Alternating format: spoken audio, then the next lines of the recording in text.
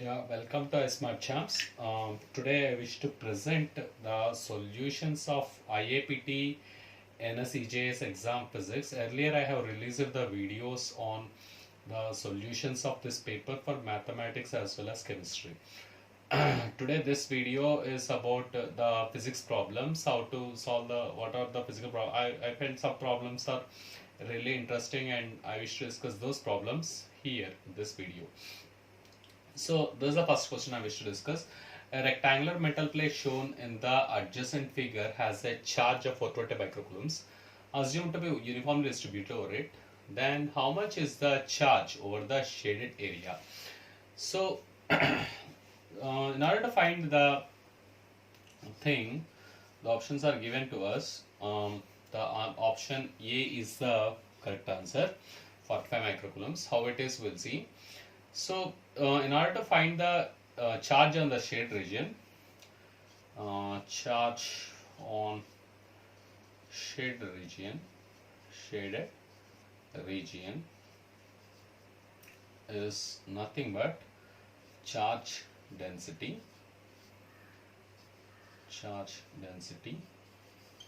times the area of shaded region. So this is the idea what you need. So charge on the shaded region, if you have to find, we need to know how much is the charge density, that is the charge per unit area, and area of the shaded region. And they clearly told that no metal plate is being cut in the in this situation, and they are just designs what they made.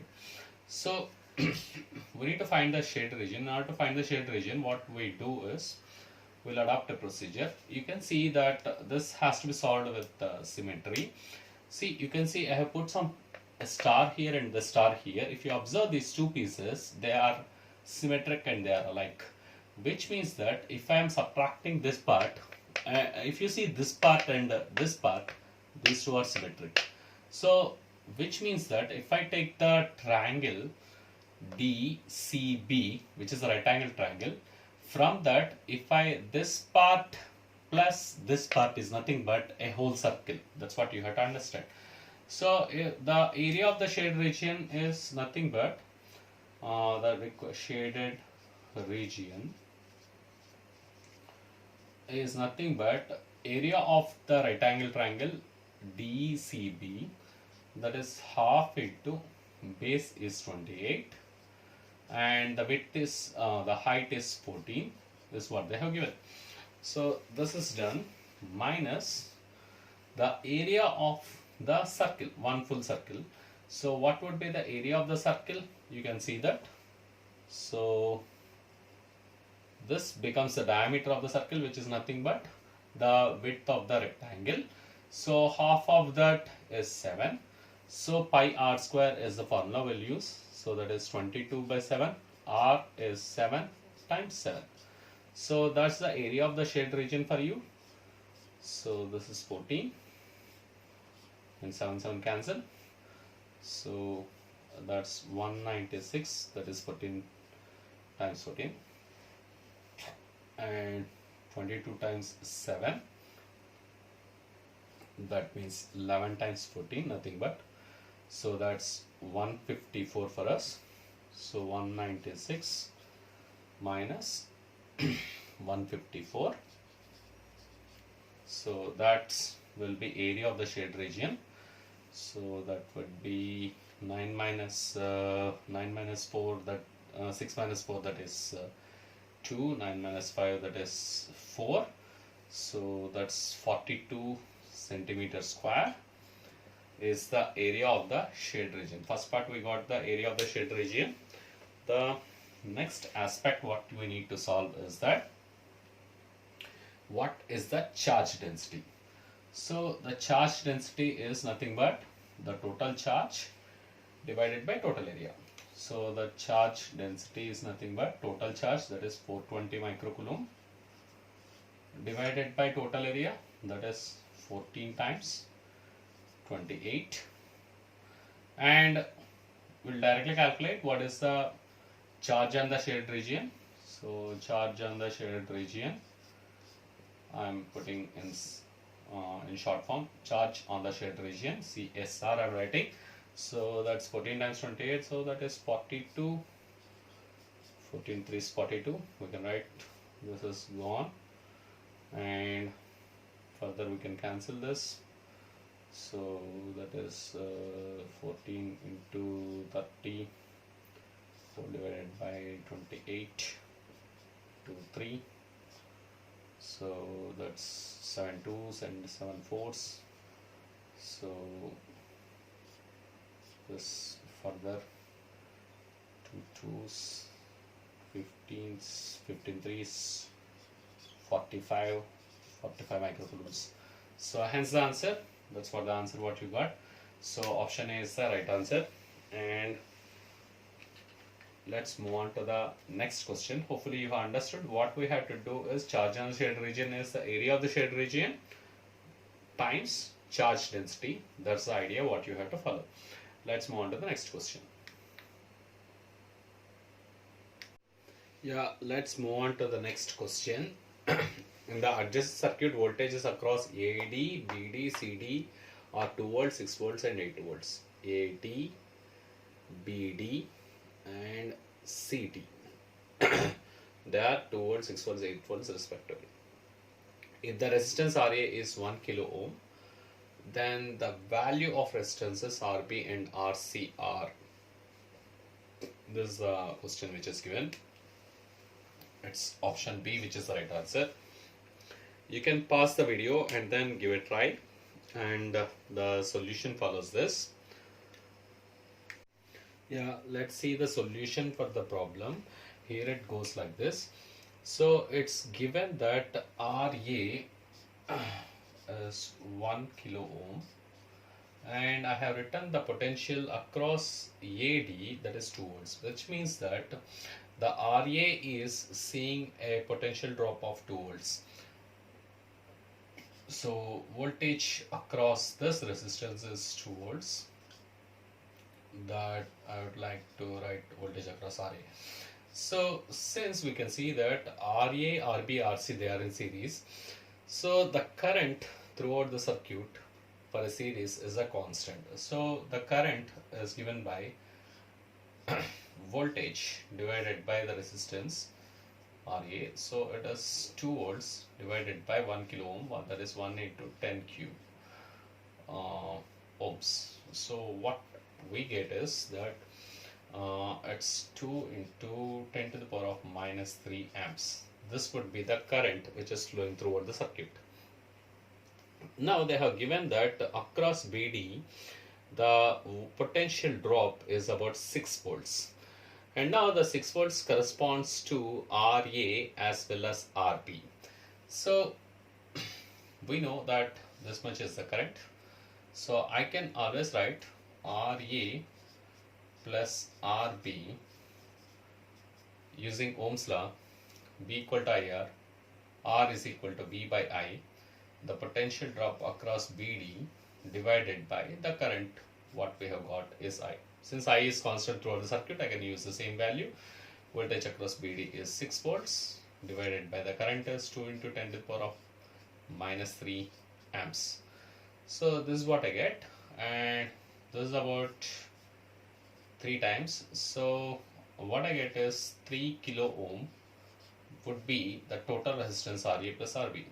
But RA is 1 kilo ohm plus RB, that is 3 kilo ohm. So we get RB as 3 minus 1, which is 2 kilo ohm. That's the first part of the question. And now that total potential drop across the resistors RA, RB, RC is nothing but the total voltage supplied by the battery CD. So CD gives the CD part gives the total battery, how much is the power of how much is the voltage we are getting from the battery. And now so the total potential drop that's 8 volts divided by the current, that is what we got is 2 into 10 to the power of minus 3 amps, should be equal to the potential drops across RA plus RB plus RC. So this is about 4 kilo ohms when we check, but I have RA as 1 kilo ohm, RB as 2 kilo ohm, and I need to find what is RC, or say that's 4 kilo ohm. So from this I can calculate what is RC. RC is 4 minus 3, which is 1 kilo ohm. So hence the values. So RB and RC are respectively 2 kilo ohm and 1 kilo ohm. That's the right answer for you. Let's move on to the next question. Yeah, let's see the next question. A new linear scale of temperature is designed. It is called Z scale, on which freezing and boiling points of water are 20Z and 220Z respectively. What will be the temperature shown on Z scale corresponding to 20 degrees centigrade on centigrade scale? So the option D is the correct answer. Option D is the correct answer. How to do that? So there is a way to make out the relationship between the centigrade scale and the new scale. So how to do that is like this: C minus 0 divided by 100 minus 0, 100 degrees minus 0 degrees. So this corresponds to centigrade scale. For the Z scale, Z minus 20, where 0 degrees corresponds to the freezing point of water, 100 corresponds to boiling point of water. So similarly, Z minus 20, freezing point of water, minus here it's 220 minus 20, which corresponds to the boiling point and the freezing points of water. So one can make out the relation like this. So C by 100 is equal to Z minus 20 whole divided by 220 minus 20 is 200 here. So this goes for 2 times. And Celsius, they said 20 degrees centigrade. 20 divided by 1 is equal to Z minus 20 by 2. So Z minus 20 is equal to 2 times 20. That's 40. So Z is equal to 60. That's how you get on Z scale 60Z. That would be the corresponding temperature of 20 degrees centigrade. On Z scale, that would be 60Z. You can write that. And this is how to make out the relationship. So let's move on to the next question. Yeah, let's move on to the next question. At any instant of time, the total energy E of the simple pendulum equals to kinetic energy, that is half mv square, and potential energy half kx square, where m is the mass, v is the velocity, x is the displacement of the bob, and k is the constant of the pendulum. The amplitude of oscillation of the pendulum is 10 centimeter, and the total energy is 4 millijoules. Find the value of k. This is the question asked. The answer is 0.8 Newton meter inverse. So you can pause the video and give it a try. The solution follows this. Yeah, let's consider the simple pendulum as per this figure what I am giving over here. So here in the simple pendulum, this is the bob of the simple pendulum of assume that this mass is m, and it is swinging about an angle theta, assume, and the amplitude is a. At x equal to a, that is at the maximum position it can displace. The maximum displacement is called the amplitude, and at the amplitude, at the maximum position, the velocity is 0, and it's only the total energy of the system will be only the potential energy part. So when x equal to a, the potential energy of the system is given by half kx square, so it becomes half k square. So the total energy is equal to potential energy at the extreme end. So the total energy is given as 4 millijoules, and the amplitude is given as 10 centimeter. Let's convert everything into meters. So 4 into 10 to the power of minus 3 joules, that is equal to half k into a square, that is 10 square into 10 to the power of minus 4, I have meter square. So that's what we have. The you just need to calculate what would be the value of k. K is equal to 8 into 10 to the power of minus 3 whole divided by, you can see here at the bottom, 10 to the power of minus 2. So that's 0.8 Newton meter per minus 1. This is how you can get the calculation and hence the answer. And let's move on to the next question. Yeah, let's see the next question. A rigid body of mass m is suspended from point O using an inextensible string of length L. When it is displaced through an angle theta, what is the change in the potential energy of the mass? As per this, I have just drawn a rough figure, and here it is the bob which is displaced by an angle theta, and L is the length. And now for this displacement what we have caused, what would be the change in the potential energy is the question. So the answer is mgl into 1 minus cos theta.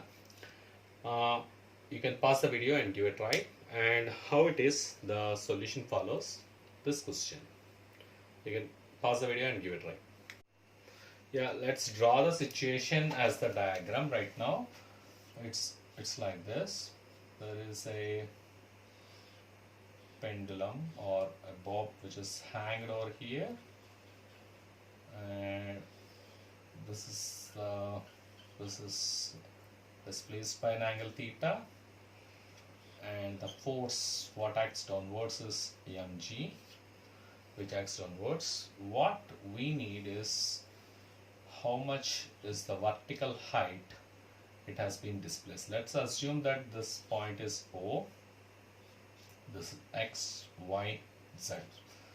Now I need to find what is x, y, that is how much it is. If I find that the potential energy is nothing but this xy is the required height. This xy is the required height. What I need to know. Now, in order to find this, let's consider this triangle. This is 90 degrees for us, and this is the length of the string. And so here, from this triangle, so what is cos theta? Cos theta is nothing but OX divided by the hypotenuse, which is OZ, OX divided by L. So OX becomes L cos theta. But OY we have, that is nothing but length of the string. So it's very easy to calculate what is XY. XY is nothing but OY minus OX. OY is L, L minus L cos theta. So that is nothing but L into 1 minus cos theta. So the potential energy of the system, what we have is mgh, but h what we have found here is L into 1 minus cos theta. So mgl into 1 minus cos theta. That's the answer for the problem. So let's move on to the next question. Yeah, let's move on to the next question. Hydrogen ion and deuterium ion enter the magnetic field with velocities in the ratio 2:1 respectively. Then the ratio of their radii will be. When actually I wish to explain this one, when an ion enters the magnetic field, it traces a uniform circular motion and it traces circular path. They are asking the radii of the ratio of the radii of the circular path. And the radius is governed by the equation mb by bq. Since the magnetic field that is constant and the QH plus and QD plus, that is plus 1, these two are constant for us. So when I write for RH plus divided by RD plus, that is MH plus into VH plus divided by MD plus into VD plus. But what we have is mass of hydrogen to mass of deuterium, that is mass of hydrogen if 1 unit and mass of deuterium will be 2 units, and the velocity with which hydrogen is entering is 2:1. The H plus ion to D plus ion, they are entering in the ratio of 2:1. They have given here, and hence the ratio will be 1:1. That's the option D, which is the correct answer. Let's move on to the next question. So let's move on to the next question. This is the last question of the video. A school is located between two cliffs. When the metal bell is struck by the school attendant, the first echo is heard by him after 2.4 seconds and the second echo follows after 2 seconds for him at the same position near the bell. If the velocity of sound in air is 340 meters second inverse at the temperature of the surroundings, then the distance between the cliffs is. This is the question. This is the last question I am discussing here in this video. The option C is the correct answer. So, so how it is, the solution follows. You can pass and give a try for the answer. The solution follows this question. Yeah, the situation what is given in the problem can be understood by this figure. Let's assume the school is being located at this position and assume that one of the cliffs is at a distance of x from this point, and it takes time t1 2.4 seconds initially to reach this point, assume. And now there is another cliff which is at a distance of y, and it takes 2 seconds longer. That means it takes like 4.4 seconds in the next case. So this is the cliff 2. So distance between the cliffs means x plus y is what we have to find. So here its echo means when the bell rings, the sound has to travel from this point to this point, that is 1y distance, and again it has to move back here. So that is a distance of 2y it has to travel. So it has reached after whatever the time t2 and the velocity of sound if we take into consideration. So that will be like v times velocity of sound times the time it took t2. So that has taken the double the distance. That's what we have to understand. So distance is velocity of sound into time divided by 2. In the case of echoes, this is how we can calculate.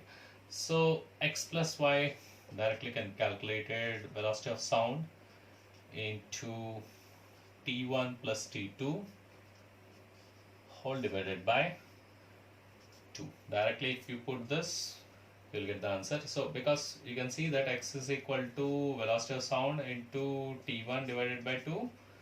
In the case of y, velocity of sound into t2 divided by 2. This is how you can make out. So x plus y is equal to this one. So velocity of sound is 340 meters second inverse. t1 plus t2 is 2.4 plus 4.4 whole divided by 2. If you give a calculation approximately, you will get around 1.16 kilometers. Hence the answer. Yeah, that's it for this video, and thank you very much for watching the video. And if you like the video, please subscribe, and thank you very much.